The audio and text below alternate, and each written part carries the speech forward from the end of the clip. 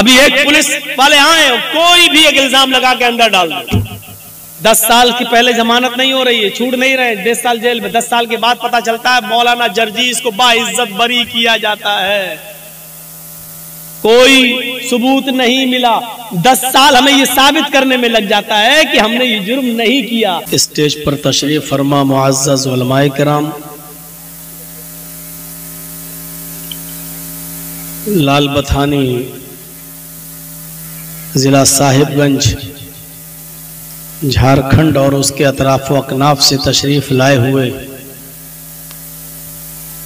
बावकार सामईन हजरात,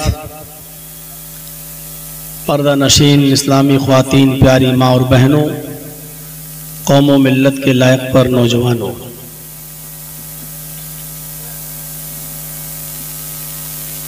गालिबन फरवरी 2006 में आपकी इस बस्ती में एक प्रोग्राम हुआ था जिसमें हमारी शिरकत हुई थी। 2006 के बाद आज 2021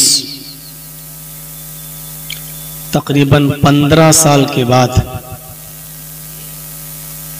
इस इलाके में दोबारा बहैसियत मुकर्रिर, बहैसियत खतीब आने का ये मौका मिल रहा है। इन 15 सालों में बहुत से हालात का सामना आपने भी किया होगा, हमने भी किया है। बहुत से लोग जो पहले थे वो शायद अब इन 15 सालों में वो इस जलसे में नहीं होंगे। बहुत से ऐसे भी होंगे जिन्होंने 15 साल पहले भी शिरकत की होगी और आज भी वो कर रहे हैं। जो बाहयात हैं, अल्लाह रब्बुल आलमीन उनकी ज़िंदगी इस्लाम पर कायम रखे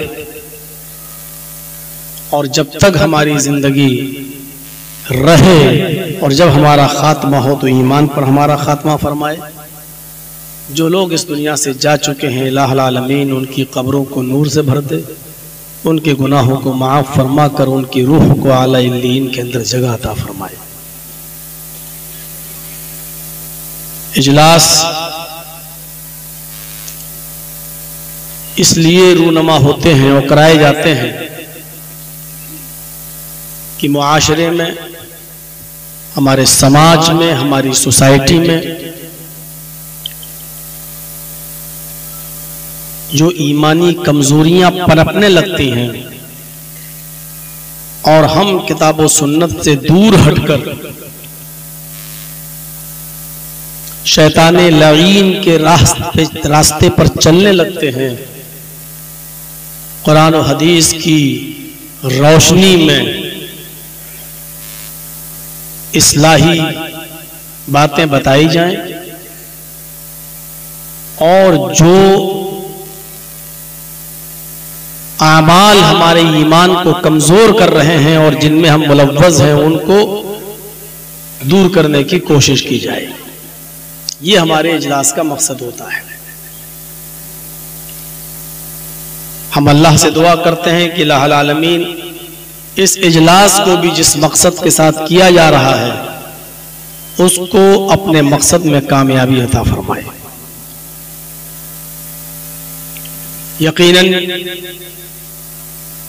बहुत ही मुबारकबादी के लायक हैं यहाँ के वो नौजवान जिन्होंने बहुत ही जल्दबाजी में इस प्रोग्राम को करवाया है और उसमें कमा हक़्क़हू मेहनत की है और ये साबित कर दिया है कि अगर हौसले बुलंद हों, इरादे मजबूत हों तो हम बड़े से बड़ा काम भी कर सकते हैं। अल्लाह रब्बुल आलमीन जिन लोगों ने इस इजलास को रचाया बसाया और जिस किस्म का भी ताउन किया उनकी रोजी रोटी में बरकत अता फरमाए, उनके कारोबार में बरकत अता फरमाए, दिन दूनी और रात चौगनी तरक्की अता फरमाए। मैंने खुतबे मसनूना के बाद कुरान करीम से एक दो आयतें आपके सामने तिलावत की। इन आयात का ताल्लुक मुआशरे की इस्लाह से बड़ा गहरा है। मुआशरे में जो बिगाड़ और बिगाड़ के असबाब हैं उसको दूर करने के लिए ये आयतें एक अहम रोल अदा करती हैं। मैं चाहता हूं कि उन आयतों को आपके सामने फिर से पेश किया जाए और फिर अपनी बात को आगे बढ़ाया जाए। या अय्युहल्लज़ीना आमनुत्तकुल्लाह हक़्क़ तुक़ातिह वला तमूतुन्ना इल्ला व अंतुम मुस्लिमून। आए ईमानो वालों, आए मुसलमानों, तुम अल्लाह से डरो जैसा कि उससे डरने का हक है। वला तमूतुन्ना इल्ला व अंतुम मुस्लिमून, और तुम उस वक्त तक न मरो जब तक कि तुम पूरे के पूरे मुसलमान न हो जाओ। जब मौत तुम्हारे पास आए, मलकुल मौत तुम्हारे सीने पर सवार होकर जब तुम्हारी रूह को कब्ज करे तो तुम पूरे के पूरे इस्लाम के अंदर दाखिल पाओ।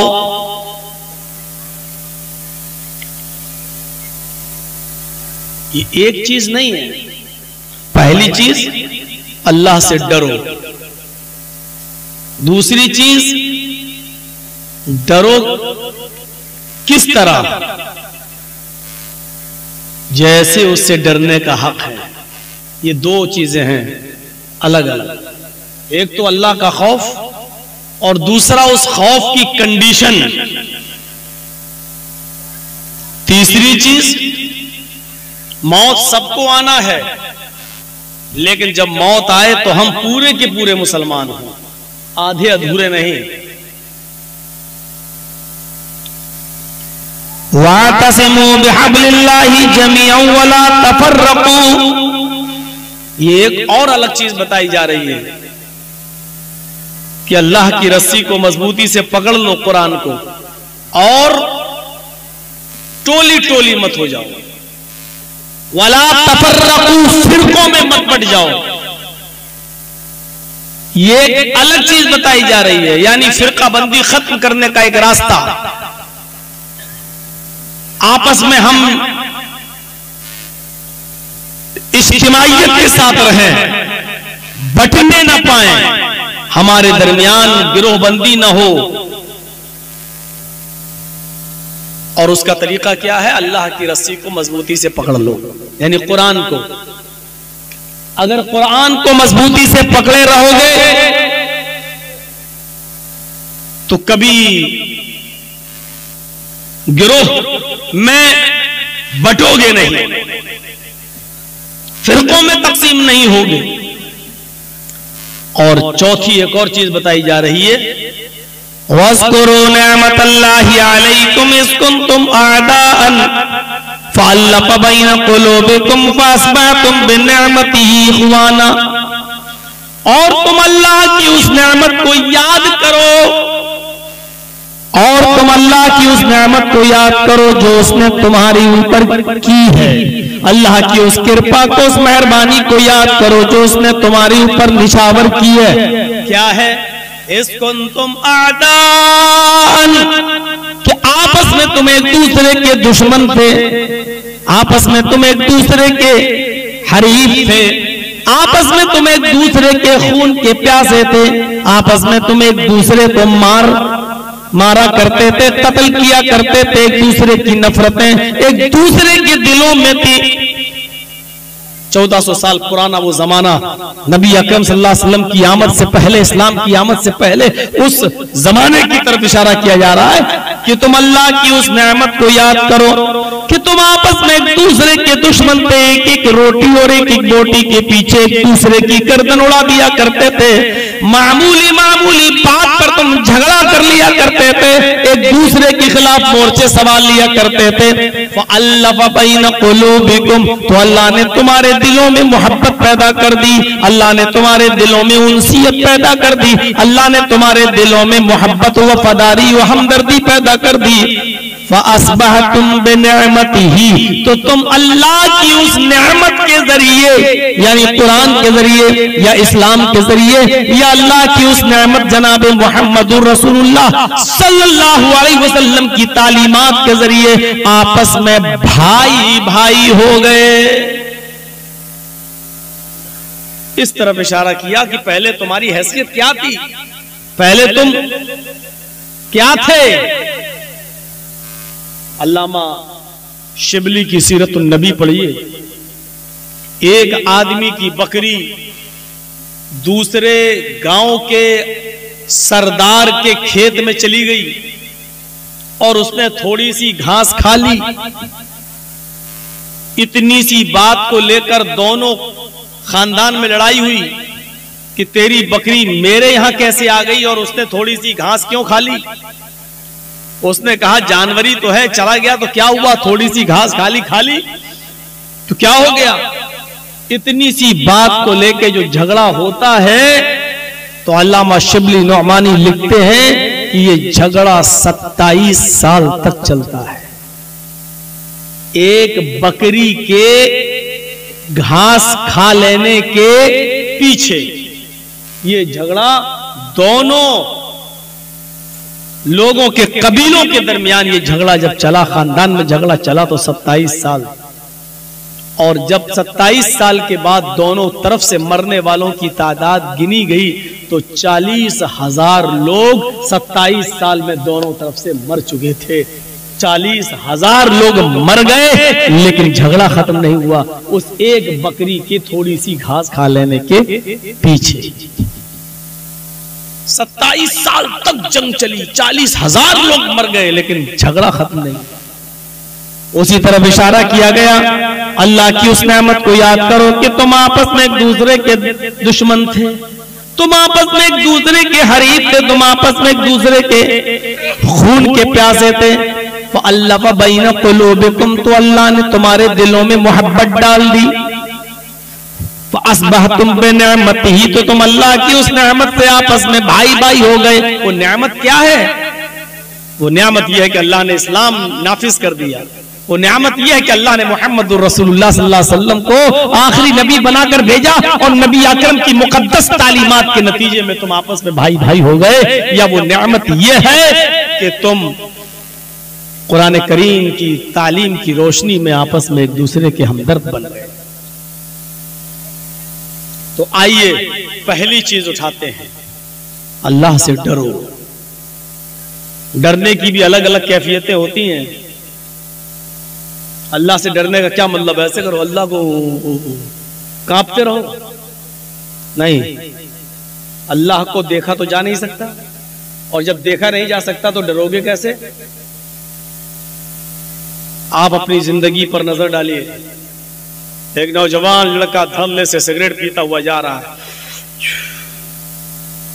सामने से उसका बाप आ रहा है, एकदम डर गया, फेंक दी सिगरेट, बाप की नजर ना पड़ जाए। बाप से आप डर रहे हैं और डरने का मतलब यही कि बाप का अदब है ये कि कम से कम मेरे बाप कम से कम हमें सिगरेट पीता हुआ ना देखें, ये एहतराम कर रहे हैं आप। डरने का मतलब ये थोड़ी कि बाप उठा के पटक देंगे, अरे अब तो तुम मुझसे ज्यादा मजबूत हो चुके हो, अगर दोनों में लड़ाई हो जाए तो तुम ही अपने बाप को उठा के पटक दोगे। ये बाप का डर है नहीं, बाप का अदब एहतराम है। और आपने जल्दी से सिगरेट फेंक दी, लेकिन कहा यही जाएगा कि आप अपने बाप से डर रहे हैं, डरने का हक अदा कर रहे हैं। बड़े भाई का अदब, उसके सामने सिगरेट नहीं पी रहे हैं। हर चीज से आप डरते हैं बहुत से लोग आपको ऐसे मिलेंगे जो इस मिंबर पे आएंगे, कुर्सी पे आएंगे, खड़े होंगे, तकरीर करेंगे जलसों में, अल्लाह से डरो, और क्या वो खुद कहते हैं मैं अल्लाह से डरता हूं, अल्लाह के अलावा किसी से नहीं डरता। ये गलत बात है।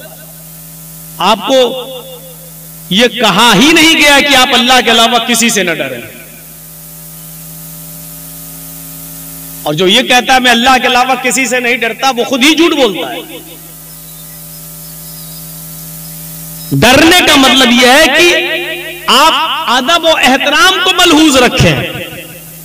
अच्छा, अल्लाह के अलावा आप किसी से नहीं डरते, अगर आपके सामने शेर आ जाए तो आप क्या करेंगे? खूनख्वार शेर आ जाए अचानक आपके सामने, आप क्या करेंगे? आप भागेंगे। अरे जितना मुमकिन हो सके आप अपने आप को बचाएंगे, भागेंगे। तो आप नहीं डर रहे हैं क्या?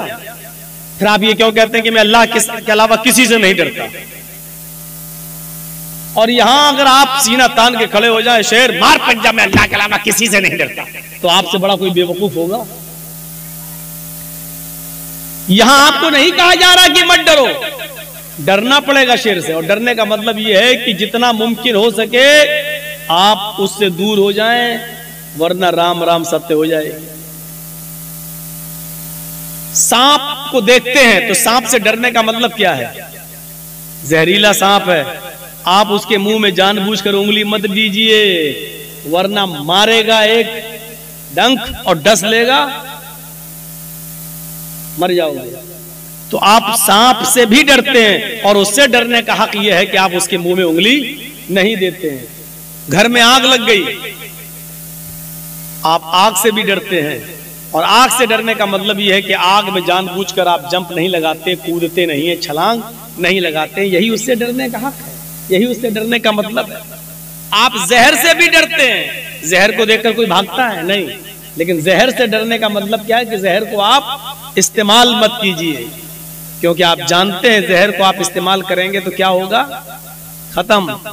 तो जहर से डरते हैं, डरने का मतलब जहर को आप इस्तेमाल मत कीजिए, खाइए मत, पीजिए मत। इन तमाम चीजों से आप डरते हैं, उसके हक के साथ। जहर से डरते हैं, उसको इस्तेमाल नहीं करते। आग से डरते हैं, उसके अंदर जंप नहीं लगाते। शेर से डरते हैं, उसके सामने आप छलांग नहीं लगाते। सांप और बिच्छुओं से भी आप डरते हैं, उनके डसने से आप दूर रहते हैं, उसके करीब नहीं जाते। जिस तरीके से इन चीजों से आप डरते हैं, उसके हक के साथ अल्लाह ताला ने फरमाया या अय्युहल्लज़ीना आमनुत्तकुल्लाह हक़्क़ तुक़ातिह, हाय ईमानो वालो तुम अल्लाह से भी डरो जैसा उससे डरने का हक है। अब अल्लाह से डरने का हक क्या? अल्लाह को देखकर भागो? नहीं, अल्लाह से डरने का हक यह है, उसका मतलब यह है कि अल्लाह ने जन्नत और जहन्नम दोनों बनाई है, उससे डरने का हक। उसका मतलब यह है कि वो काम कीजिए जो आपको जन्नत में ले जाएं, और उन कामों से बचिए जो काम करने पर आप जहन्नम में जा रहे हैं। ऐसे कामों से बचिए जो काम करने पर आप अज़ाबे कब्र के मुस्तहिक हो रहे हैं, अज़ाबे जहन्नम के मुस्तहिक हो रहे हैं। अल्लाह रब्बुल आलमीन ने जो अहकाम नाफिज किए हैं उनको बजा लाइए, और जो नवाही, जो मनहियात से आपको रोका उससे बाज आ जाइए। ये अल्लाह से डरने का हक है, ये अल्लाह से डरने का मतलब है। ट्रेन चल रही हो, आप ट्रेन में सफर कर रहे हो, ट्रेन में आपने सफर किया होगा, देखते होंगे 3 सीटें होती हैं, एक लोअर, एक मिडिल, एक अपर।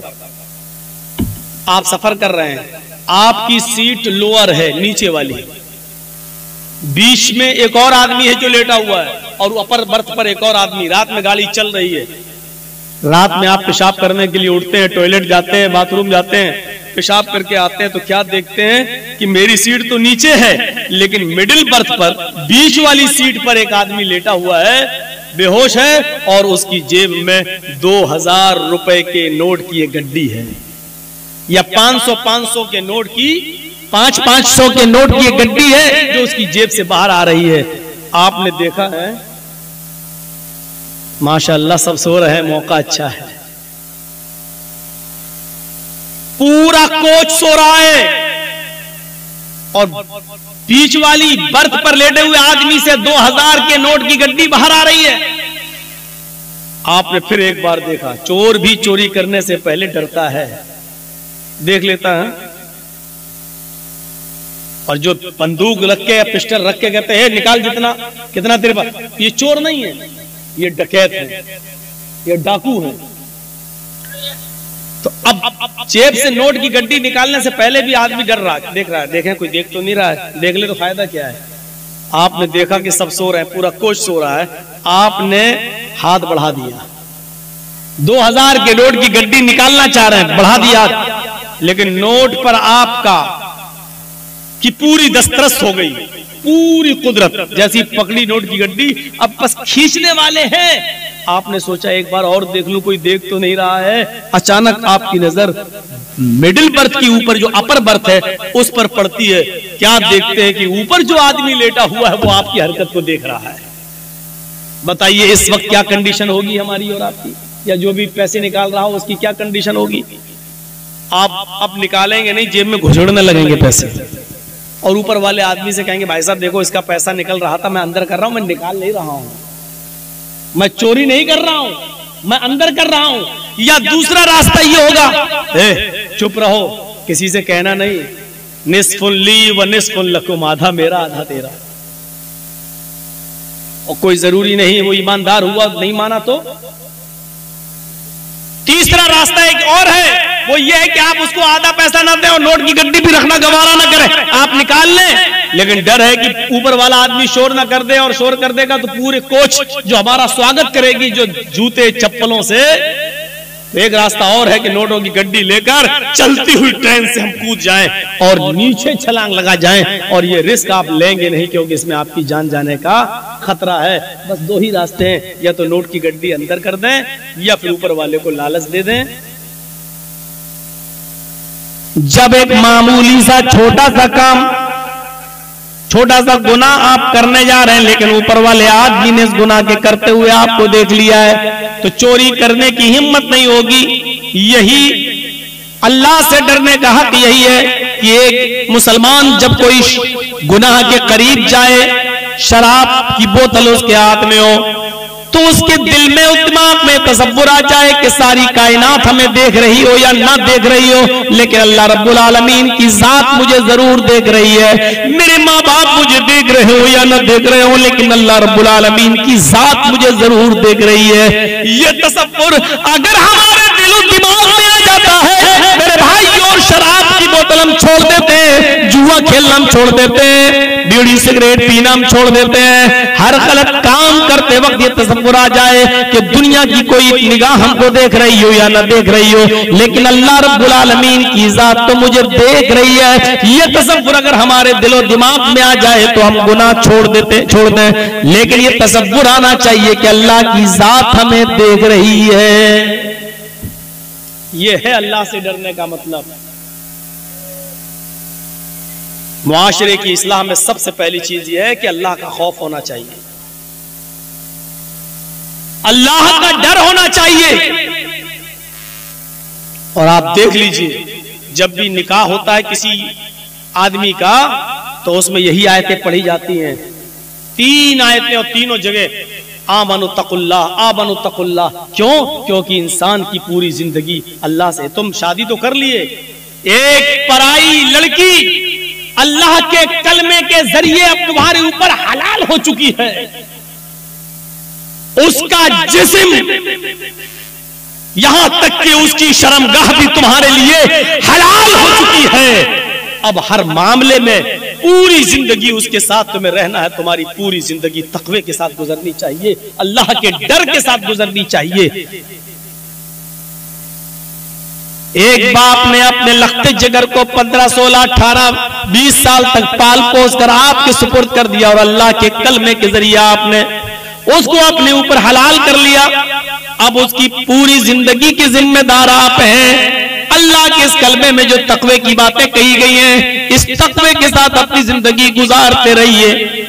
आपको पता चलेगा इमाम कायनात जनाब मोहम्मद रसूलुल्लाह सल्लल्लाहु अलैहि वसल्लम की उस जिंदगी पर जो इमाम बुखारी रहमतुल्लाह अलैह ने नकल किया सही बुखारी के अंदर। मेरे भाइयों, अल्लाह के रसूल अपनी बीवी अम्मा आयशा, अपनी बीवी आयशा सिद्दीका की गोद में सर रखकर लेटे हुए हैं। अचानक एक काम याद आ जाता है। आप अपनी खादिमा, काम करने वाली नौकरानी खादिमा को आवाज देते हैं, लेकिन वो आवाज सुनने के बावजूद नहीं आती है। आपने 3 बार आवाज दी लेकिन वो नहीं आती है। अल्लाह के नबी कहते हैं आयशा देखो वो कहां चली गई। हजरत आयशा ने हुजरे का दरवाजा खोला तो क्या देखती हैं, वो तो बाहर ही बैठी हुई है खादिमा, और छोटे से बकरी के बच्चे के साथ खेल रही है। ये वाकया सुना रहा हूं आपको। इस वाकये को सुनने के बाद बड़ी से बड़ी गुंडागर्दी करने वाले और बड़े से बड़े क्रिमिनल मिजाज के आदमी अपनी जिंदगी के बारे में एक बार सोचेंगे जरूर कि हमारी हैसियत क्या है। इमाम कायनात जनाब मोहम्मद रसूलुल्लाह का ये हाल है तो हम जो एक दूसरे की हम एक दूसरे की जमीनों पर जो नाजायज कब्जे किए बैठे हैं, एक दूसरे के माल को नाजायज तरीके से कब्जा किए बैठे हुए हैं, एक दूसरे पर हम गुंडागर्दी करके उसकी प्रॉपर्टी जमीन और जायदाद को अपने नाम किए हुए हैं। एक बार वो सोचने पर मजबूर जरूर होंगे। छोटे से बकरी के बच्चे के साथ वो लड़की खेल रही है, वो खादिमा खेल रही है। हजरत आयशा ने कहा तुम्हें मोहम्मद रसूलुल्लाह ने 3 बार आवाज दी, क्या तुमने नहीं सुना? उसने कहा हर बार सुना। उस जमाने की लौंडियां और खादिमाएं भी कितनी सच्ची हुआ करती थी। अगर वो चाहती तो कह सकती थी नहीं मैंने आवाज नहीं सुनी। नहीं आवाज तो सुनिए, फिर तुम क्यों नहीं आई? कहा मैं इस बकरी के बच्चे के साथ खेल रही थी इसलिए नहीं आई। हजरत आयशा ने अल्लाह के नबी को बता दिया कि इसने आपकी 3 बार आवाज सुन ली लेकिन नहीं आई। आपको गुस्सा आया, आप लेटे थे, आप बाहर आए, आपने फिर तस्दीक की। देखिए अपनी बीवी की बात पर भी कान नहीं धरा, बीवी सच्ची थी लेकिन फिर भी आपने कहा तहकीक कर ले। आए लौंडी, आए खातिमा, मैंने तुझे पहली बार आवाज दी क्या तूने सुना? उसने कहा। दूसरी बार आवाज दी क्या तूने सुना? कहा हाँ। तीसरी बार भी आवाज दी क्या तूने सुना? उसने कहा। हजरत आयशा ने बता दिया था कि उसने 3 आवाजें सुनी फिर भी नहीं आई, लेकिन फिर भी तहकीक कर रहे हैं। ये वाकया हमें इस तरफ इशारा कर रहा है कि कोई भी आदमी आपके ताल्लुक से कुछ भी बात कह दे किसी के ताल्लुक से तो फौरन उसकी बात का यकीन मत कर लेना। एक बार आपको भी हक है कि उस तहकीक उसकी तह तक जाना। हो सकता है कि वो किसी की नजरों में अच्छा बनने के लिए झूठ बोल रहा हो, आप उसकी तहकीक जरूर कर लेना। अल्लाह के रसूल सल्लल्लाहु अलैहि वसल्लम ने आयशा सिद्दीका की बात सुनने के बावजूद उस लौंडी से तहकीक कर ली। उसके बाद कहा फिर भी तुम नहीं आई? सर नीचे कर लिया उस खादिमा ने। क्यों नहीं आई? कोई जवाब नहीं था। क्या जवाब है? कोई जवाब है? कोई जवाब नहीं। अल्लाह के रसूल को मजीद गुस्सा आया। बुखारी शरीफ की हदीस के अल्फाज तो ये कहते हैं कि आपकी आंखें सुर्ख हो गई गुस्से में। एक नहीं 3 बार आवाज दी फिर भी नहीं आई। तो आपके कान में जो मिसवाक लगी हुई थी, मिसवाक रखते थे, अजान का टाइम हुआ जल्दी से मिसवाक की और फौरन मस्जिद के अंदर दाखिल हो गए। तो वो मिसवाक जो कान में लगी हुई थी, आपने उस मिसवाक को निकाला और सुनो लाल बथानी के जवानों, सुनो साहिबगंज इस इलाके में रहने वालों, सुनो बरसों से गुंडागर्दी करते हुए चले आ रहे हो, सुनो बरसों से अपने मन मुआफिक जिंदगी गुजार रहे हो, सुनो। अल्लाह के नबी सल्लल्लाहु अलैहि वसल्लम ने वो मिसवाक हाथ में ली और उस लौंडी की तरफ तान ली, ऐसे करके उसकी पीठ की तरफ ले गए और मारना चाहा। हाथ उठाया, मिसवाक छोटी सी, कितनी लगती उससे, कितनी जोर से चोट लग सकती थी? कुछ नहीं। मिसवाक उठा ऐसे किया, मारना चाहा, ऐसे किया और उसकी पीठ तक ले गए लेकिन मारा नहीं। वही रोक दिया, ऐसे किया बस, लेकिन मारा नहीं। आंखों में आंसू आ गए और यहीं से वापस चले और अपने हुजरे में आ गए। कुछ नहीं कहा उस लौंडी से।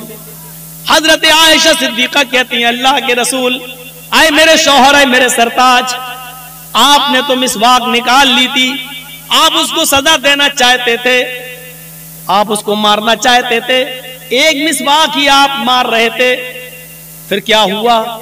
अगर आप उसको ऐसे ही छोड़ेंगे तो सर पे चढ़ जाएगी, फिर क्या बात? आप उसके मालिक हैं, वो आपकी खातिमा है, क्या बात? आपने मिसवाक उसकी तरफ तानी, पीठ तक ले गए लेकिन मारा नहीं, बल्कि उल्टा आप ही रोने लगे और वापस चले आए। फरमाया आयशा छोड़ दीजिए ये दो वेदों के मंत्र और रामायण और गीता की, कुरान और हदीस सुनिए और अपनी जिंदगी में इनकलाब पैदा करिए।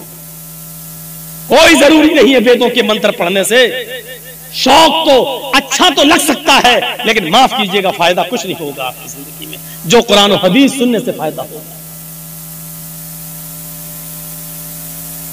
अब बात ऐसी चल रही हो और वहां लाकर वेदों के मंत्र घुसेड़कर अपनी तकरीर को खराब नहीं करना चाहते। सुनिए आयशा, मुझे गुस्सा आया, मैंने मिसवाक ली और मैंने मारना चाहा। जैसी मैंने मिसवाक तान कर उसकी तरफ उठाई और मारने के लिए उसकी तरफ बढ़ाया, फौरन अल्लाह के सामने जवाब देने का तसव्वुर मेरे दिमाग में आ गया। आए मोहम्मद सल्लल्लाहु अलैहि वसल्लम, जितनी ताकत आपको इस लड़की के ऊपर है, जितनी कुदरत आप इस लड़की के ऊपर रखते हैं, उससे ज्यादा कुदरत अल्लाह रब्बुल आलमीन आपके ऊपर रखता है। मैंने सोचा कि इसको एक लकड़ी मार दूं, एक मिसवाक की हल्की सी चोट इसको मार दूं, लेकिन मेरे दिल में यह तसव्वुर आया, आए मोहम्मद तुम उसको जो मार रहे हो एक ही मिसवाक से ही, लेकिन कहीं एक मिसवाक का मारना कहीं उसकी गलती से ज्यादा ना हो जाए। उसने अगर इतनी बड़ी गलती न की हो और आपने उसको एक मिसवाक मार दी, उसकी गलती से ज्यादा अगर ये सजा हो गई तो कल कयामत के दिन आप अपने रब को क्या जवाब देंगे? ये वो हस्ती अल्लाह के सामने जवाब देने से डर रही है जिसके बारे में कुछ कहा ही नहीं जा सकता। जन्नत में एक मकाम है, मकाम महमूद, और अल्लाह के नबी फरमाते हैं फर्ज जब भी अजान हो तो मेरे लिए दुआ मांगा करो और मकाम महमूद का सवाल किया करो। मुझे उम्मीद है कि अल्लाह रब्बुल आलमीन वो किसी एक बंदे को देगा और मुझे उम्मीद है कि वो मुझे देगा। जरा तसव्वुर कीजिए, ये उस हस्ती का डर है। हमने तो कितनों पर जुल्म किए होंगे, कितनों को गालियां दी होंगी, मां बहन की गालियां, कितनों पर जुल्म और ज्यादती के पहाड़ तोड़े होंगे। बावजूद इसके कि हम जानते हैं कि हम गलत हैं, फिर भी चूंकि हम समाज के अंदर पावरफुल हैं, हमारा कौन क्या करेगा, और इसी वहमो नशे में, इसी वहमो गुमान में और इसी पावरफुल होने के नशे में हम लोगों पर जुल्म करते चले जाते हैं, हम गरीबों पर जुल्म करते चले जाते हैं। अल्लामा ज़हबी ने किताबुल कबायर के अंदर एक वाक़या नकल किया, सुनो। अल्लामा ज़हबी ने किताबुल कबायर के अंदर एक वाक़या नकल किया है कि एक गरीब आदमी दरिया के किनारे बैठ जाता था और मछली का शिकार करता था। एक दो मछली उसको मिल जाया करती थी, वो उस मछली को बाजार में बेचकर अपने बीवी बच्चों का पेट पाला करता था। अगर मछली नहीं बिकती थी तो वो मछली खुद अपने घर में पकाकर अपने बीवी बच्चों को खिला दिया करता था। एक मर्तबा मामूल के मुताबिक एक बड़ी मछली उसके हाथ लग गई, वो उसको बाजार में बेचने के लिए जा रहा था। उस इलाके के पावरफुल आदमी की नजर पड़ गई, उसने कहा ये मछली मुझे दे दो। उसने कहा साहब ले लो, लेकिन इसकी कीमत मुझे दे दो। मुझसे कीमत मांग रहा है, जानता नहीं है मैं कौन हूं। यहीं से जुल्म की बुनियाद पड़ती है। आप कुछ भी रहिए, लेकिन आपने अगर कह दिया मेरे बारे में सुना है मैं कौन हूं, पता लगा लेना जरा इलाके में, यही वो तकब्बुर है जिसके बारे में अल्लाह तबारक व अल्लाह के नबी सल्लल्लाहु अलैहि वसल्लम फरमाते हैं कि यह अल्लाह के खिलाफ ऐलाने जंग है। क्योंकि तकब्बुर करने का और गुरूर करने का हक सिर्फ अल्लाह रब्बुल आलमीन को है और किसी को नहीं। और कोई आदमी अगर ये कहता है कि जा पहले पता लगा मैं कौन हूं, तू अभी पहचान नहीं रहा मुझे सही से, इसका मतलब यह है कि वो अल्लाह के मुकाबले में अपने आप को खड़ा कर रहा है। अल-इज़्ज़ु इज़ारी वल किब्रियाउ रिदाई फमन नाज़ानी फी कुल्लि वाहिदिन मिनहुमा फक़द अज़्ज़बतुहु अज़ाब अज़ाबन शदीदा। ये है मुस्लिम शरीफ की हदीस के अल्फाज। अल्लाह के नबी ने फरमाया कि अल्लाह फरमाता है अल इज़्ज़ु इज़ारी, इज्जत मेरी लुंगी है, वल किब्रियाउ रिदाई, तकब्बुर जताना और किब्रियाई ये मेरी चादर है। तुम दो कपड़े पहनते हो ना, एक ऊपर का हिस्सा ढांकने के लिए, एक नीचे शर्मगाह का हिस्सा, एक कुर्ता एक पैजामा, एक कमीज और एक लुंगी, दो कपड़े आप पहनते हो। अल्लाह कहता है कि मैं भी दो कपड़े पहनता हूं, और दो कपड़े क्या हैं? अल इज़्ज़ु इज़ारी, इज्जत ये मेरी लुंगी है, वल किब्रियाउ रिदाई, तकब्बुर किब्रियाई गुरूर और घमंड ये मेरी चादर है। लुंगी और चादर यानी इज्जत और तकब्बुर ये दो कपड़े मेरे भी हैं। अगर किसी और ने अपने आप को अजीज बनने की कोशिश की और मुतकब्बिर बनने की कोशिश की, घमंड और गुरूर जताने की कोशिश की, अपने आप को बड़ा बनने की कोशिश की, फमन नाज़ानी फी कुल्ल वाहिदिन मिनहुमा, इन दोनों मेरे कपड़ों में से कोई एक कपड़ा मुझसे छीनने की कोशिश की, फक़द अज़बतुहु अज़ाबन शदीदा, हम उसको ऐसा अज़ाब देंगे जो उसके दिमाग ने सोचा नहीं होगा, उसके ज़हन ने, उसके दिमाग ने सोचा भी नहीं होगा, उसकी आंखों ने देखा भी नहीं होगा। शदीद अज़ाब, सख्त अज़ाब हम देंगे उसको क़यामत के दिन। अल्लाह के रसूल ने घमंडी लोगों के बारे में क्या क्या दिया? जिसके अंदर थोड़ा सा घमंड आ जाए, बहुत ज्यादा नहीं, सरकार है मेरी, मैं गांव का मुखिया हूं, सरपंच हूं, मेरा कोई कुछ नहीं कर सकता, ये जहां से पैदा हो जाएगा। यूपी में लखीमपुर खीरी में क्या हुआ? उस लड़के ने जो गाड़ी चढ़ाई किसानों के ऊपर, उसके दिल में यही तो था कि मैं तो मंत्री का बेटा हूं, मेरा कौन क्या करेगा। यहीं से जुल्म और ज्यादती की बुनियादें पड़ती हैं और एक दूसरे के मर्डर और कत्ल की नौबतें होती हैं, एक दूसरे के खिलाफ षड्यंत्र रचे जाते हैं। क्योंकि जब ये आ जाए कि मैं कुछ हूं, मेरे पास पावर है, मेरे भाइयों, यहीं से जुल्म और ज्यादती की बुनियादें पड़ने लगती हैं। यहीं से अल्लाह के नबी ने बस ये कह दिया कि मन काना फी क़ल्बिही, बुखारी शरीफ की हदीस, मन काना फी क़ल्बिही मिस्क़ालु ज़र्रतिन मिन किब्र ला यदखुलुल जन्नह। मन काना फी क़ल्बिही मिस्क़ालु ज़र्रा, जर्रा किसको कहते हैं? जर्रा। कभी आपने बालू देखी, रेत? आप तो जिस इलाके के रहने वाले, यहाँ तो रेत ही रेत है। नदी के किनारे रेत मिल जाएगी, रेत में जर्रे होते हैं, जर्रे हल्के से। मैं उसकी मिसाल दे देता हूं, चलिए। चींटी का सर, चींटी का सर कितना बड़ा होता है? अब आप तसव्वुर कर लीजिए, चींटे का नहीं, चींटा तो बहुत बड़ा सर रखता है, चींटी का सर ये जर्रा कहलाता है। जर्रा इतना बड़ा होता है। अल्लाह के नबी ने फरमाया मन काना फी क़ल्बिही मिस्क़ालु ज़र्रतिन मिन किब्र, चींटी के सर के बराबर, सरसों के दाने के बराबर, राई के दाने के बराबर भी अगर किसी इंसान के दिल में तकब्बुर आ जाए, घमंड आ जाए, ला यदखुलुल जन्नह, ऐसा आदमी जन्नत के अंदर दाखिल नहीं। किसके अंदर इतना घमंड नहीं है? ला यदखुलुल जन्नह, ऐसा आदमी जन्नत के अंदर दाखिल नहीं होगा। घमंड और तकब्बुर करने का हक सिर्फ अल्लाह रब्बुल आलमीन को है, अल्लाह रब्बुल आलमीन। तो बात कट गई। वो जालिम आदमी पावरफुल था, कहता है मुझसे पैसे मांग रहा है। उसने कहा मेरे भाई, यही मेरा जरिए माश है, अगर आपने मुझे पैसे नहीं दिए, इसकी कीमत नहीं दी, तो मेरे बीवी बच्चे भूखे मर जाएंगे। बड़ी मेहनत के बाद ये मछली मेरे हाथ लगी है, मेरे बीवी बच्चों की पेट पे लात मत मार। उसने कहा चुप। मछली उससे छीनी और जाने लगा। मछली उससे छीनी और जाने लगा। ये आदमी भी जानता था कि मछली मेरी बड़ी मेहनत की कमाई है, अगर ये मछली ले गया तो दूसरी मछली इतनी जल्दी मेरे हाथ नहीं लगेगी। शाम हो चुकी है, मेरे बीवी बच्चे क्या खाएंगे? या तो कीमत इसकी मिल जाए, या मछली ही हम काट के बना के अपने घर में बीवी बच्चों को खिला लें। ये उसको पकड़ता है, मेरे भाई मछली मुझे दे दे या कीमत दे दे। उसने उसका हाथ झटक दिया, हट चल। फिर आगे बढ़ा, इसने मछली पकड़ ली, मेरे भाई ये तो मछली दे दिया उसकी कीमत। उसने फिर झटका, इसने उसका हाथ पकड़ लिया। अल्लाह के बंदे, एक गरीब आदमी के ऊपर रहम कर। उसने हाथ पकड़ा, ये उसका हाथ छुड़ाने लगा, इसने उसके हाथ को मुंह में रख लिया। मछली वाले ने, गरीब आदमी ने मुंह में रख लिया ऐसे, और उसके अंगूठे में काट लिया ऐसे, हल्का सा काटा, ऐसे काटा। लेकिन ये ताकतवर आदमी था जो छीन रहा था, उसने एक लात मारी और छीन ली और मछली लेके चला गया।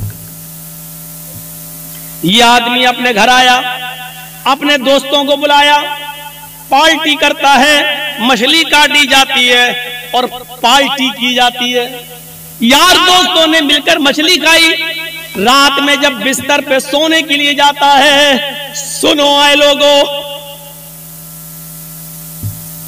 तुमसे मोहब्बत का एक रिश्ता रहा है लाल बथानी वालों, गौर से सुनो।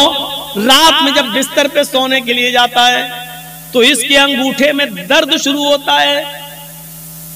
इसने कपड़ा अपना लपेटा, लेकिन दर्द में इजाफा होता चला गया। पूरी रात करवटों से गुजरती गई, इसको नींद नहीं आई। लेकिन रात की तारीकी में जाए तो कहां जाए, कभी अपनी बीवी से कहता, कभी खुद उस अंगूठे को पकड़ता, दर्द से कराहता कराता परेशान हो जाता है। फजर की नमाज का इंतजार करता है। फजर की अजान की आवाज धीरे धीरे रात कट जाती है, फजर हो जाती है, मस्जिद के अंदर जाता है, नमाज पढ़ता है। जो हकीम तबीब मस्जिद में नमाज पढ़ने आते हैं, ये उसके पास जाता है। उन्होंने अपने घर ले गए और ले जाने के बाद उसके अंगूठे को देखा। उस जमाने में कुछ लेप वेप लगाया जाता था, लेप वेप लगाया गया, लेकिन दर्द में इजाफा नहीं, इजाफा ही होता गया।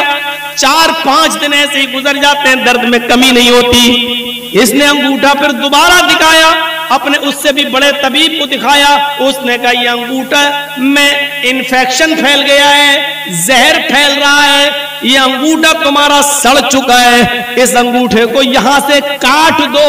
अगर तुमने इस अंगूठे को नहीं कटाया तो ये जहर तुम्हारे पूरे हाथ में फैल जाएगा। कोई रास्ता नहीं था।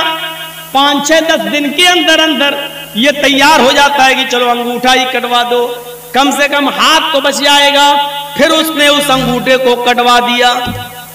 1 महीना 2 महीना कट गया, लेकिन उसका कुछ अंसुर बाकी रह गया था। उसने धीरे धीरे धीरे धीरे पूरे पंजे को खराब कर दिया। फिर दर्द बढ़ने लगा। 3-4 महीने के अंदर अंदर पूरा का पूरा हाथ का पंजा सड़ गया। हकीम को दिखाता, तबीब को दिखाता है। तबीब ने कहा ऑपरेशन में कुछ कमी रह गई होगी, इसलिए थोड़ा सा कुछ अंसुर बाकी रह गया, तुम्हारा पूरा का पूरा हाथ ये पंजा सड़ गया है। देखो पूरा हाथ खराब हो जाएगा, इलाज इसका एक ही है कि तुम पूरा का पूरा हाथ का पंजा कटवा दो। पूरा हाथ का पंजा कटवा दिया गया। 3-4 महीने फिर कट जाते हैं, लेकिन थोड़ा सा अंसुर फिर बाकी रह जाता है। वो पूरा पूरा धीरे धीरे कलाई तक फैल जाता है। तबीब ने कहा ये कलाई कटवा दो, नहीं तो पूरा बाजू काटना पड़ेगा। कलाई कट जाती है। 3-4 महीने के बाद ये बाजू तक जहर फैल जाता है। तबीब ने कहा पूरा का पूरा बाजू कटेगा, नहीं तो ये जहर पूरे जिस्म के अंदर फैल जाएगा। एक बड़ा हकीम कहने लगा मैं बार बार तुम्हारा इलाज तो बिल्कुल ठीक कर रहा हूं, लेकिन पता नहीं ये जहर तुम्हारे जिस्म में ऊपर तक कैसे चला जाता है। अच्छा मुझे इस बीमारी की शुरुआत बताओ कैसे होती है। अब हकीम ने कहा मुझे इस बीमारी की शुरुआत बताओ कहां से हुई। उसने कहा तकरीबन 1-1.5 साल पहले का वाकया है। मैंने गरीब आदमी से एक मछली छीनी थी। यहां तो पता नहीं कितने कितने बीघा जमीनें छीने बैठे हुए हैं, कब्जे किए बैठे हैं। अरे मौलाना साहब इतनी गहरी बात आपको बताता कौन है, बताता कौन है? अरे कोई जिब्राइल थोड़ी आते हैं मेरे पास, आप ही लोगों में से लोग बताते होंगे। हर जगह का हर एरिया का आदमी बताते हैं, फोन पे तो और ज्यादा बता देते हैं। मौलाना फला जगह आ रहे हो ना, हाँ वहां ऐसा ऐसा होता है। हो गई 1 घंटे की तकरीर तैयार की। क्या करना, एक मछली। अल्लामा ज़हबी गौर करो किताबुल कबायर में नकल करते हैं, यहां से मेरी शुरुआत होती है। उस गरीब आदमी ने कहा कि मेरे बीवी बच्चे क्या खाएंगे, या तो इसकी कीमत दे दे या मछली दे दे। लेकिन मैं पावरफुल आदमी था, उसने हिम्मत कैसे की। लेकिन मछली जब छीन रहा था, मैं उससे लेके आया तो उसने मेरा हाथ पकड़ के मुंह में रख लिया। उसने मेरा हाथ काटा। उसने सोचा था कि हाथ काटेंगे तो दर्द की वजह से ये मछली छोड़ देगा, मैं उठा लूंगा। लेकिन मैंने एक लात मारी उसको, उसने मेरे अंगूठे में काट लिया। यहां से शुरुआत हुई दर्द की। उस हकीम ने कहा सॉरी, ये बाजू तो यहां से कटवाई दो, लेकिन बाजू काटने के बाद भी अब ये जहर तुम्हारे पूरे जिस्म के अंदर फैलेगा। अब तुम्हारे बचने का कोई रास्ता नहीं है। अगर तुम अपनी जिंदगी चाहते हो, खैर चाहते हो, तो उस गरीब आदमी को ढूंढ लो और तलाश कर लो और उससे जाकर अपनी गलती की माफी मांग लो। अगर उसने तुम्हें माफ कर दिया तो तुम्हारी बीमारी यहीं पर रुक जाएगी, और अगर माफ नहीं किया तो ये जहर अब बाजू कटने के बाद, हाथ कटने के बाद दूसरी जगह फैलेगा, सीने तक फैलेगा, पैरों तक फैलेगा, और एक दिन आएगा कि पूरा का पूरे जिस्म में जहर फैल जाएगा। लिहाजा अगर तुम अपनी जिंदगी बचाना चाहते हो तो उस गरीब आदमी से जाकर माफी मांग लो। यह आदमी शहर की गली गली में ढूंढता हुआ तलाश करता रहा उस गरीब आदमी को। 1 हफ्ते तलाश किया, नहीं मिला। 1 हफ्ते के बाद अचानक उसी हाल में मिला कि वो समंदर से, दरिया से कोई मछली लेकर जा रहा था। इस आदमी ने उसको देखा और पहचान गया, लेकिन वो गरीब आदमी इसको नहीं पहचान पाया। 1.5-2 साल का अरसा गुजर गया, नहीं पहचान पाया। इसने कहा भाई मुझे पहचाना? कहा नहीं, मैं तुम्हारा मुजरिम। कहा क्या हुआ? मुझे पहले माफ कर दो। अरे भाई हुआ क्या? मैं माफी कैसे, माफ क्या करूं? तुमने गलती क्या की? कहा मैंने गलती क्या की, ये मछली है तुम्हारे हाथ में। हाँ, ऐसे ही 1-1.5 साल पहले कोई मछली थी, मैंने तुमसे वो मछली छीनी थी। तुम मेरे सामने गिड़गिड़ाते रहे कि मेरे बीवी और बच्चों के पास इसके अलावा कोई दूसरा रास्ता नहीं है, लेकिन मैंने तुम्हारी एक न सुनी। तुमने मेरे अंगूठे में काटा था और उसके बाद मैंने लात मारी थी और तुम्हें छोड़ दी, तुम मछली छोड़ दिए थे और मैं लेके चला गया था।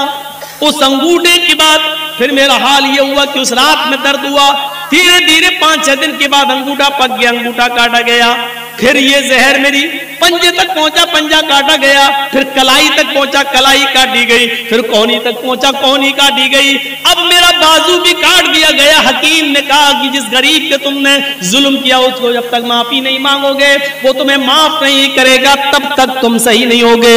इसलिए अल्लाह के बंदे मुझे माफ कर दे। उसने कहा मैं सिद्क दिल से, दिल की गहराई से तुझे माफ करता हूं मेरे भाई। मुझे नहीं मालूम था कि मेरी बद्दुआ ऐसा असर करेगी, मेरी बद्दुआ रंग लाएगी। अगर मुझे मालूम होता कि ऐसा हो जाएगा तो मैं तुम्हें कभी बद्दुआ नहीं देता। इस आदमी ने पूछा मेरे भाई क्या तुमने मुझे बद्दुआ दी थी? इस गरीब आदमी ने कहा जब तुम मेरे हाथ से मछली छीन के ले गए, मेरे पेट में एक लात मार गए, मैं यहां बैठ गया। मेरी बीवी और बच्चों के पास उस रात खाने के लिए कुछ नहीं था। जब तक मैं तुम्हें देखता रहा, बद्दुआ देता रहा। आय अल्लाह, इस इंसान ने मेरी बीवी और मेरे बच्चों के पेट पे लात मारी है। आय अल्लाह, इसको ऐसी सजा दे जो दुनिया के लिए निशान इबरत बन जाए, ऐसी सजा दे जो दुनिया वालों के लिए मकाम इबरत बन जाए। मेरे भाई मुझे क्या मालूम था? उस दिन तो गुस्से में निकल गई, लेकिन मुझे मालूम नहीं था कि अल्लाह रब्बुल आलमीन कबूल कर लेगा। सुनो, ये होती है मजलूम की बद्दुआ का असर। इसीलिए अल्लाह के नबी सल्लल्लाहु अलैहि वसल्लम ने कहा था इत्तक़ी दावतल मजलूम, मजलूम की बद्दुआ से बचना। इसलिए कि मजलूम जब कोई बद्दुआ देता है तो उस बद्दुआ को आसमान के पर्दे भी रोक नहीं पाते, 7 आसमान के दरवाजे उसके लिए खुल जाते हैं। मजलूम की बद्दुआ, और अल्लाह की कुर्सी अर्श के पास जाने में कोई दीवार नहीं होती है। मजलूम की बद्दुआ डायरेक्ट अल्लाह के पास जाती है। उस बद्दुआ को ले जाने वाले फरिश्ते नहीं होते हैं। मजलूम ने यहां बद्दुआ दी, वो बद्दुआ आसमान के सीने को चीरते हुए डायरेक्ट अर्श से टकराती है और अर्श वाला जवाब देता है मेरे मजलूम बंदे की बद्दुआ मेरे पास आई है, इस बद्दुआ ने मेरे अर्श को झंझोड़ दिया है, यानी मुझसे इंसाफ मांग रहा है। मेरा मजलूम बंदा। अब मैं ऐसा इंसाफ दूंगा उस मजलूम बंदे को जो दुनिया के लिए निशाने इबरत बन जाएगा। मेरे भाइयों, जहां सारे लोग सच्चा फैसला करने से कासिर रहे, वहां अल्लाह रब्बुल आलमीन का फैसला फिर सामने आता है। जहां कोई मुजरिम को सजा नहीं दे तो अल्लाह रब्बुल आलमीन फिर वहां सजा, फिर अल्लाह की सजा काम आती है, फिर वहां अल्लाह सजा देता है।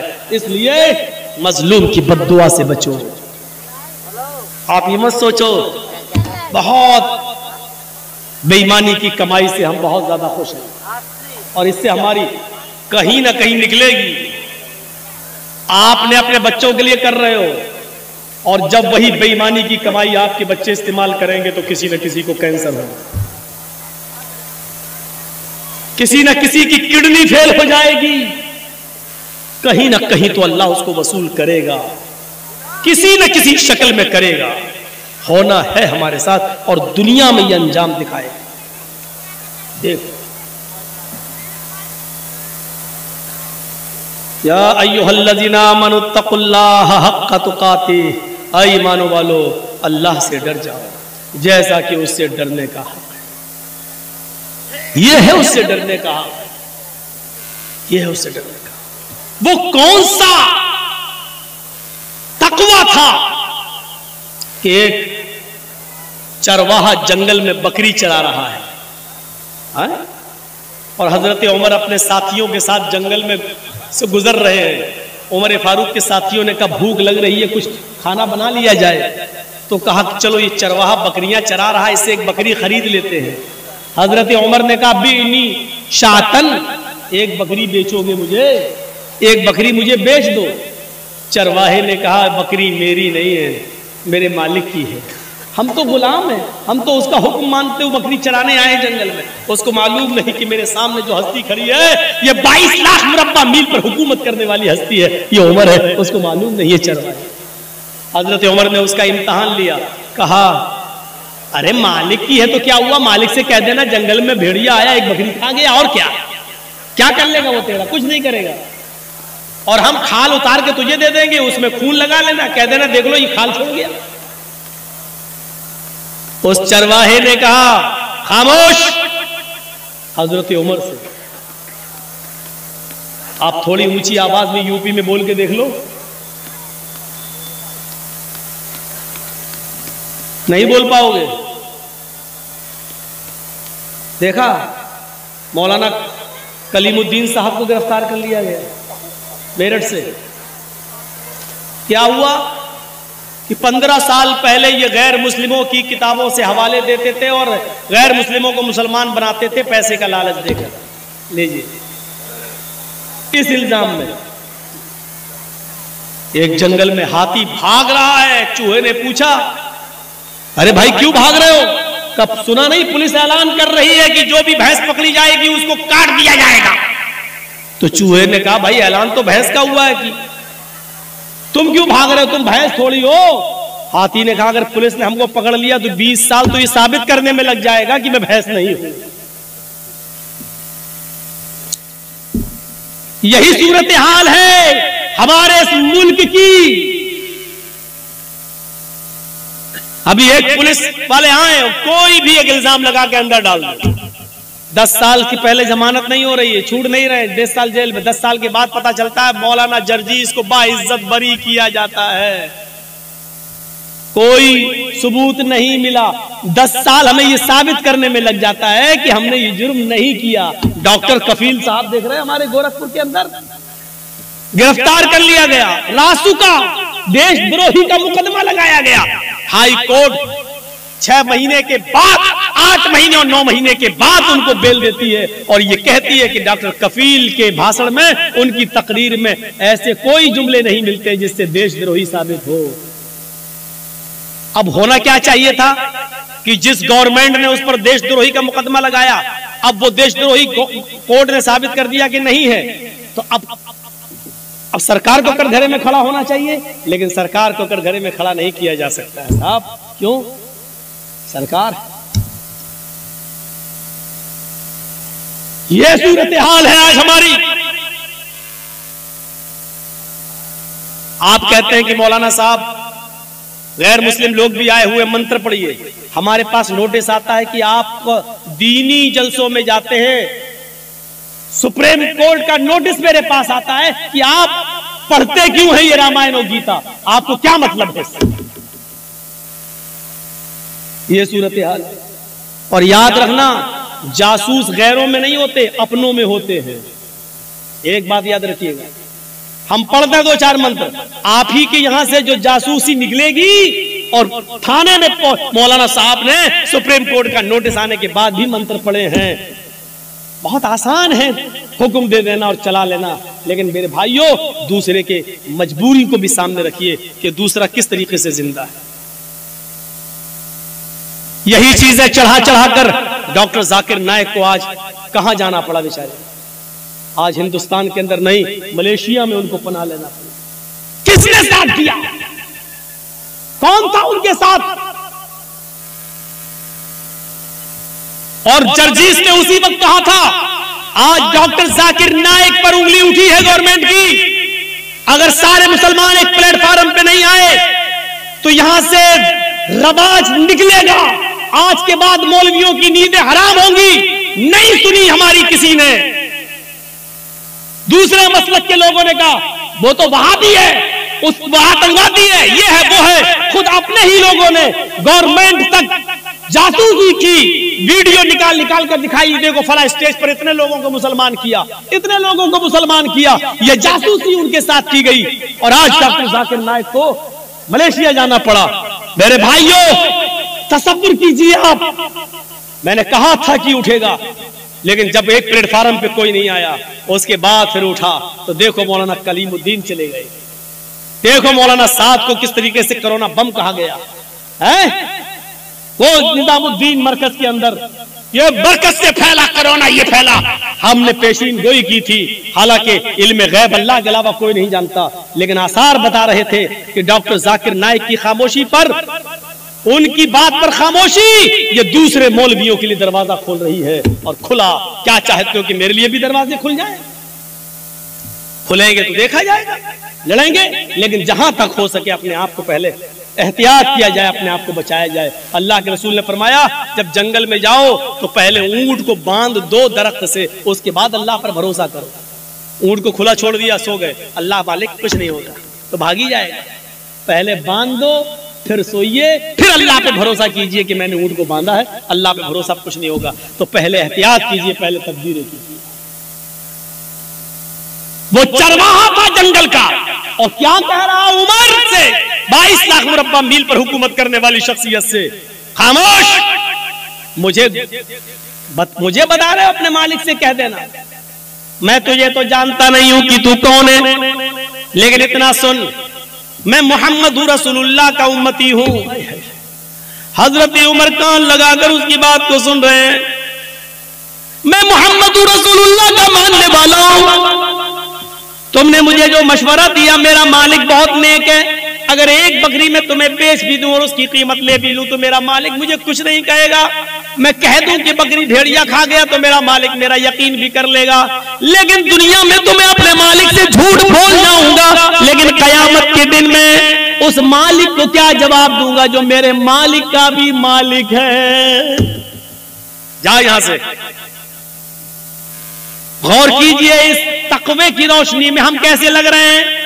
लाल बथानी के लोगों ईमानदारी के साथ बताना, इस चरवाहे के तकवे की रोशनी में हम कैसे लग रहे हैं। हम अपने गरीबान में बटन खोलकर जरा झांके तो हम कितने % मुसलमान नजर आ रहे हैं। इस वाक़े की रोशनी में जरा अपने जमीर को झंझोड़ कर देखें कि हम कहां खड़े हैं। हम अपने आप को मुसलमान कहलाने के लायक हैं भी या नहीं है, जरा गौर करके देखें। हम अपने जमीर से जरा पूछे, अपने जमीर से जरा सवाल करें, अपने दिल से जरा पूछे।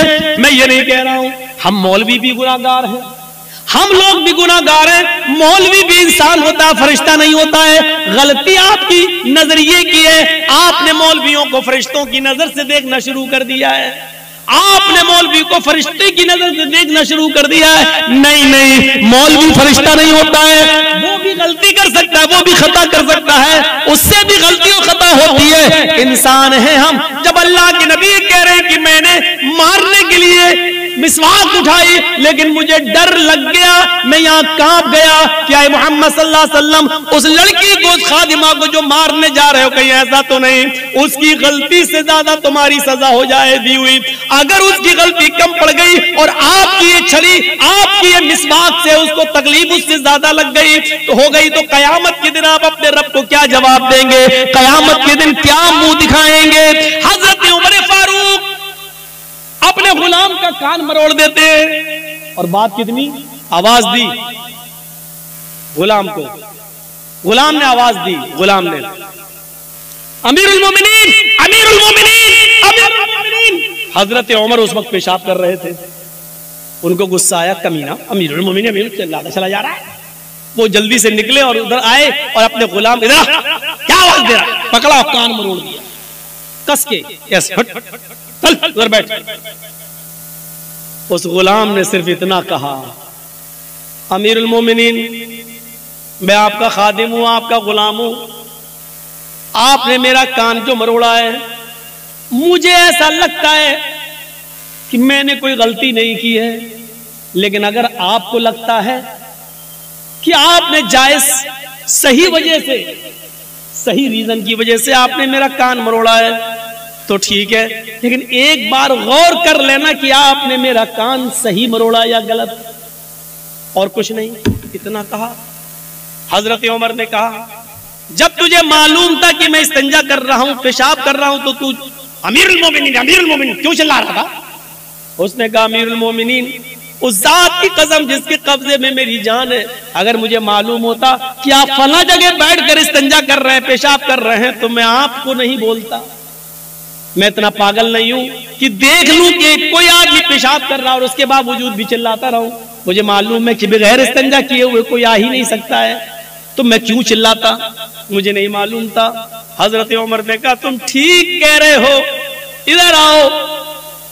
जितनी जोर से मैंने तुम्हारा कान मरोड़ा है, तुम भी मेरे कान को उतनी तेज, उतनी सख्ती के साथ तुम भी मरोड़ लो।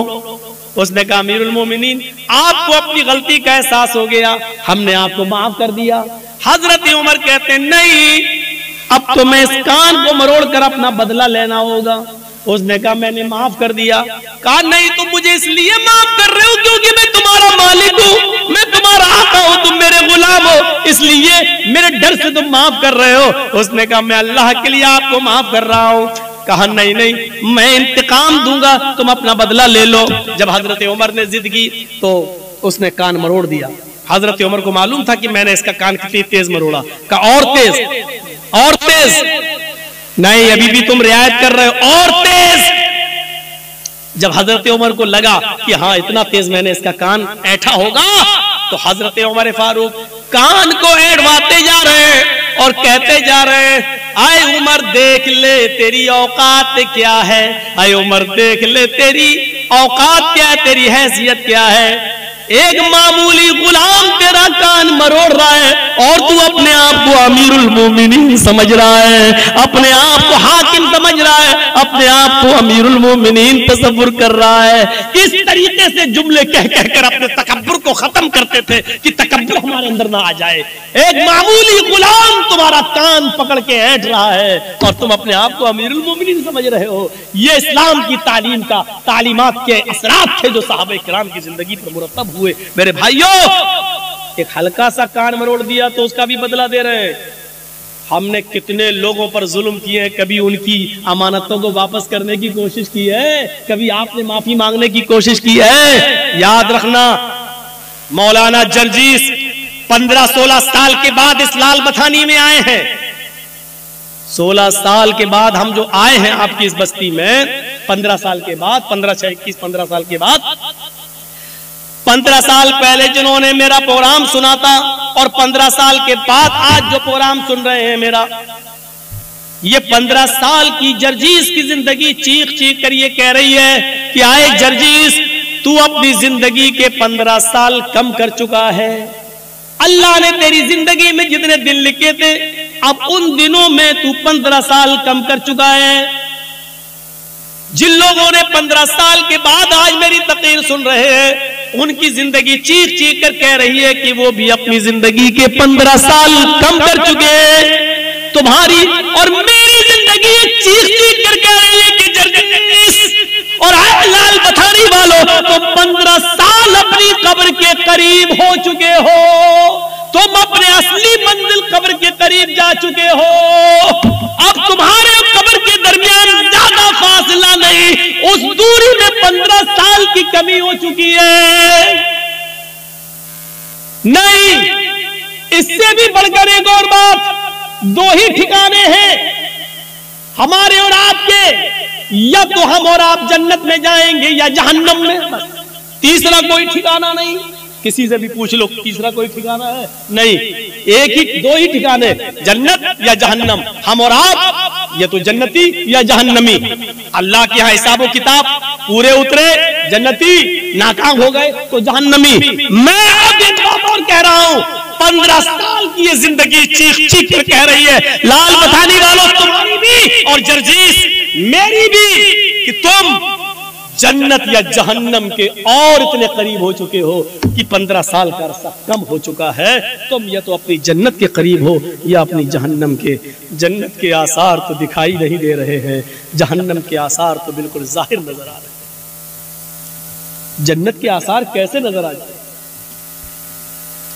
हजरत उमर फारूक, जिनको अल्लाह के नबी ने इसी दुनिया में जन्नत की बशारत दी थी, उमर तुम जन्नती, लेकिन वो भी कहते कि आसमान से अगर कोई फरिश्ता पुकार कर ये कहे कि इस दुनिया के सारे लोग जन्नत में जाएंगे, कोई फरिश्ता पुकार के कहे कि सब जन्नती, पूरी दुनिया जन्नती, सिर्फ एक इंसान जहन्नम में जाएगा, एक आदमी जहन्नम में जाएगा। हजरत उमर कहते हैं अगर फरिश्ता ये कहते कि सब जन्नती एक जहन्नमी, तो मैं ये समझूंगा कि जहन्नम में जाने वाला वो एक जहन्नमी, कहीं मैं तो नहीं।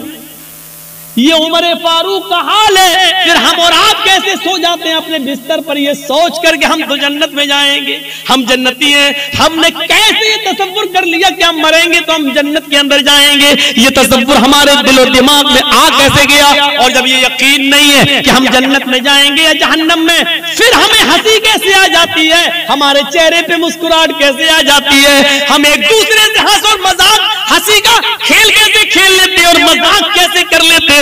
अल्लाह के नबी जब जहन्नम का दौरा करके आए, मेराज से वापस आए, जन्नत और जहन्नम देखकर आए, इस दुनिया में आए तो फरमाते हैं लौ तअलमूना मा अअलम लज़हिबतुम कलीलन व लबतैतुम कसीरा। लोगों, मैंने जहन्नम के जो अज़ाब का मंजर देखा है, अगर मैं तुम्हें बता दूं, अगर तुम जान जाओ जहन्नम में क्या क्या अज़ाब है, जो मैं देख कर आया हूं, जो मैं जानता हूं जहन्नम के बारे में, अगर वो तुम्हें मालूम हो जाए, लज़हिबतुम कलीलन व लबतैतुम कसीरा, तो जिंदगी भर तुम रोते रोते गुजार दोगे, हंसना छोड़ दोगे, हंसना भूल जाओगे, और रोते रोते तुम्हारी जिंदगी गुजर जाएगी, हंसोगे कम और रोगे ज्यादा। ये सूरत हाल है हमारी। हमें नींद कैसे आ रही है, कैसे हम आराम से अपने बिस्तर पे सो जाते हैं, और कैसे हमारी हिम्मत हो जाती है एक दूसरे के ऊपर जुल्म करने। इमाम कायनात फरमाते हैं अल्लाह के नबी ने कि तुम अपनी जिंदगी में एक जमाना ऐसा भी देखोगे कयामत से पहले, और ईमानदारी से बताना ये है कि नहीं, युस्बिहुर रजुलु मुमिनन व युमसी काफिरन व युमसी मुमिनन व युस्बिहु काफिरन यबीउ दीनहु बिइरज़िन मिनद दुनिया। अब सुनिए, तुम एक आदमी को देखोगे, आज ऐसा हो रहा है, अरे ये लोग जो जा रहे हैं, ये बड़े मियाँ को जाने तो जल्दी निकल ले, ये सब शुगर के मरीज हैं, बैठ जाएंगे पहले, फिर डिस्टर्ब करेंगे उठने, और अभी जिसको उठना उठ जाओ यार, बीच में उठते तो थोड़ा डिस्टर्ब होता है। सुबह को देखोगे कि एक आदमी मोमिन होगा, उठेगा, वुजू बनाएगा, फजर की नमाज पढ़ने जाएगा, फजर की नमाज के बाद कुरान की तिलावत करेगा, युस्बिहुर रजुलु मुमिनन, तुम देखोगे कि एक आदमी सुबह ईमान की हालत में करेगा। ईमानदारी के साथ बताइएगा ये जमाना है कि नहीं? आदमी सुबह सवेरे हालत ईमान में उठेगा, सुबह फजर में वुजू बनाएगा, नमाज पढ़ेगा, कुरान की तिलावत करेगा, युमसी काफिरन, लेकिन सूरज डूबने से पहले पहले, शाम होने से पहले पहले वो काफिर हो जाएगा। वयुमसी मोमिनन युस्बिहु काफिरन, शाम को मगरिब की नमाज पढ़ेगा, कुरान पढ़ेगा, ईशा की नमाज पढ़ेगा, ईमान की हालत में रात गुजारेगा, पूरी पूरी रात ईमान की हालत में गुजारेगा, दुआ पढ़ के सोएगा, लेकिन सुबह उठेगा तो वो काफिर होगा। क्यों? यबीउ दीनहु बिइरज़िम मिनद दुनिया, वो दुनिया के चंद सिक्के हासिल करने के लिए, दुनिया के चंद रुपयों के लिए, दुनिया के चंद टुकड़ों के लिए अपने दीन को बेच देगा। हमने कितने दाढ़ी वाले देखे हैं और जर्जीस हमने अपनी आंखों से देखे हैं। सुबह आदमी नमाज पढ़ा है, रोजा भी रखा है, हाँ नकली रोजे से भी है, नमाज भी पढ़ा है, हाँ उसको कोई टिकट मिल गया है, सरपंच का टिकट मिल गया है, मुखिया का चुनाव लड़ रहा है, या चेयरमैनी का या एमएलए का टिकट उसको मिला है, मुसलमान है, नाम उसका मोहम्मद से शुरू हो रहा है, सब कुछ है, नमाज पढ़ता है, कुरान की तिलावत भी करता है, फजर में तो ऐसे उठा, लेकिन शाम होने से पहले पहले हमने देखा है कि वो गैर मुस्लिमों के वोट पाने के लिए अपने चेहरे पर टीका भी लगा लेता है, मंदिर में भी चला जाता है और मूर्ति के ऊपर वो फूल और माला भी चढ़ा लेता है। अल्लाह के नबी फरमाते हैं यबीउ दीनहु बिइरज़िम मिनद दुनिया, सुबह उठेगा तो मोमिन होगा, शाम होने से पहले पहले, सूरज डूबने से पहले पहले काफिर हो जाएगा। वो अपने दीन को दुनिया के चंद टुकड़ों में बेच देगा। देख लो, अपने इलाकों में देख लो, आसपास के एरियो में देख लो, ऐसा मंजर आप एक नहीं 50 जगह मिल जाए। और लोग क्या, अरे साहब हिंदुस्तान में रहना तो क्या, हम क्या हिंदू नेता लोग क्या रमजान के महीने में टोपी नहीं लगाते हैं? तो आप क्या चाहते हैं कि वो कर रहे हैं तो हम भी वही करें? हमारा मुल्क, हमारा देश और हमारे मुल्क का कानून अपने मजहब पर अमल करने की हमें पूरी इजाजत देता है। हाँ, दूसरों के मजहब से हमें नफरत नहीं होनी चाहिए, लेकिन आप इस हद तक गिर जाएं कि हालत ईमान में उठे और शाम होते होते आप उसी रंग में रंग जाएं। सूरत हाल आप देख रहे हैं जरा, Mumbai high court, Maharashtra high court और आप उड़ीसा हाई कोर्ट वगैरह के रिकॉर्ड उठा के देखें और वहां की सरकारों के नियम और कानून देखें तो आपको पता चलेगा कि ये क्या प्लानिंग हो रही है। महाराष्ट्र गवर्नमेंट ने यह कानून पास कर दिया है कि जितने भी कॉलेजेस और यूनिवर्सिटीज हैं, मेडिकल वगैरह हैं, उनमें अल्पसंख्यक में सबसे ज्यादा मुसलमान ही हैं। ईसाई और यहूदी और मुसलमानों सब अल्पसंख्यक में आते हैं, लेकिन निशाना हमारे ऊपर है। अल्पसंख्यक लड़कियों को 50% एडमिशन दिया जाए। मैं पूछना चाहता हूं कि आपको हम मुसलमानों की लड़कियों की इतनी फिक्र क्यों हो रही है? 50% का कोटा छोड़ दो, 10% का कोटा ही हमारे मुसलमान लड़कों के लिए क्यों नहीं रख देते हो? मुसलमान लड़कों के लिए कोई कोटा नहीं। यूनिवर्सिटीज में, कॉलेजेस में, नौकरियों में लड़कियां अल्पसंख्यक यानी मुस्लिम लड़कियां 50%।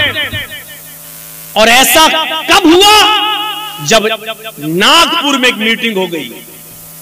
और नागपुर में मीटिंग किसकी होती है बताने की जरूरत नहीं है, समझ गए होंगे आप। जब मीटिंग हो गई और उस मीटिंग में यह तय कर दिया गया कि अब मुसलमान लड़कियों को स्कूलों में ज्यादा से ज्यादा एडमिट करो और गैर मुस्लिम लड़कों को ज्यादा से ज्यादा छूट दे दो, और वो लड़के इन लड़कियों के साथ दोस्ती करें और दोस्ती प्यार और मोहब्बत में बदल जाए, और प्यार और मोहब्बत में बदलने के बाद ये दोनों लड़का लड़की कोर्ट मैरिज करें और 2 बच्चे 3 बच्चे पैदा करने के बाद इन लड़कियों को छोड़ दिया जाए आवारा, और लड़के जो पैदा हो बच्चे उनको अपने पास रख लिया जाए, और लड़कियों को जो आई हैं उनको धक्के देके भगा दिया जाए। ये प्लानिंग जब हो चुकी उसके बाद यूनिवर्सिटी में 50% कोटा दे दिया जा रहा है। और कुछ ना आकिबत अंदेश आज भी महाराष्ट्र की सरजमीन पर जो मुस्लिम नेता लोग हैं, मुस्लिम लीडर, गवर्नमेंट बहुत अच्छा काम कर रही है हमारी लड़कियों के लिए। ये उन्हीं के दलाल होते हैं। आपने लड़कों के लिए कोशिश क्यों नहीं की? सोचो आप। और बंगाल की एक लड़की, एक औरत, हम नहीं नाम लेंगे, एक हाजी की बेटी, समझ गए ना? बस एक इंटरव्यू में आके क्या बोलती है कि इस्लाम इतना तंग दिल नहीं है कि एक गैर मुस्लिम लड़के के साथ शादी करने पर वो हमें इस्लाम से निकाल दे। और अभी हाल ही में इंटरव्यू क्या आया, उसने अपने पुराना वाला आदमी छोड़ दिया, अब एक नए लड़के के साथ रंगरलियां मनाई और उसका एक बच्चा भी उससे पैदा हुआ। उससे पूछा शादी कब करेंगी? उसने कहा शादी की क्या जरूरत है, हम लोग प्यार और मोहब्बत के साथ रह रहे हैं, बस हम लोगों की जिंदगी सही गुजर रही है, बस गुजर रही है। तुम्हारे बयान से मुझे कोई एतराज नहीं है।